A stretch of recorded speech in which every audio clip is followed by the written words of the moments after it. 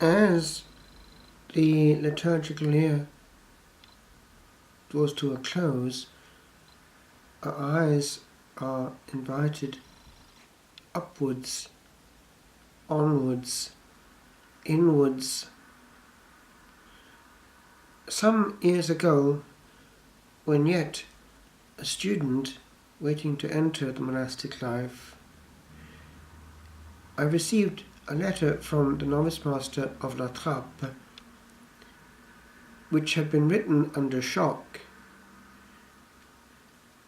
The good abbot that I had known, Don Gérard, who was a beautiful soul, calm and loving, and yet austere and strict, had given his démission, and a new superior had been brought in from another house, Don Irénée, from Tamilly.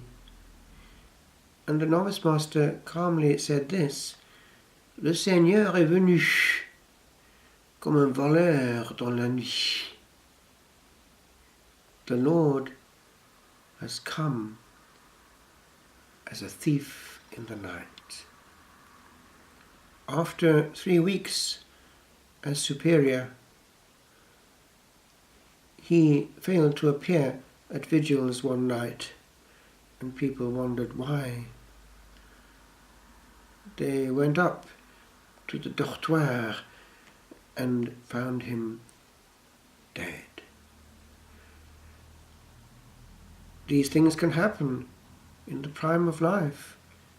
The heart can give in, and one can be no more.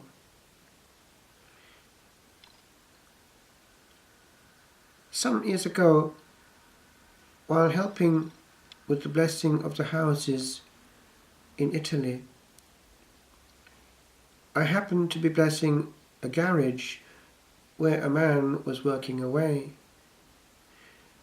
And I just mentioned to him how I had just come across a testimony of somebody who had been doing the kind of thing that he was doing, working under a car or a van, but something went wrong.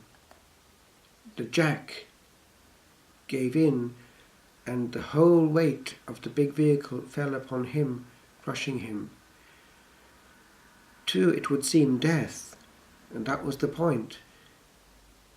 That moment of encounter came his way, unprepared and uninvited, and his soul left his body and saw his body under him in a mess, and he was shown the beyond. He was, as it happens, a man of faith and prayer, and so his insurance policy was paid up, and he didn't have a bad ride on the other side.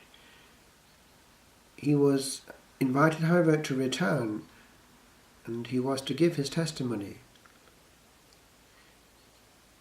And so I was able to share this with the people out there at Abadia, reminding each and everyone who might have been listening there in church that also we never know when the thief will come in the night.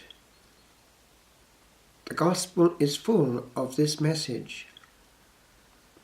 Parable upon parable, warning upon warning. Now, it is important to be aware that if the Lord insists upon something time after time, there must be a reason for it. And although we hear in our time much of mercy, and it is right that it should be the case, we need to be careful that we dodge the issue of why we need mercy and what mercy actually means.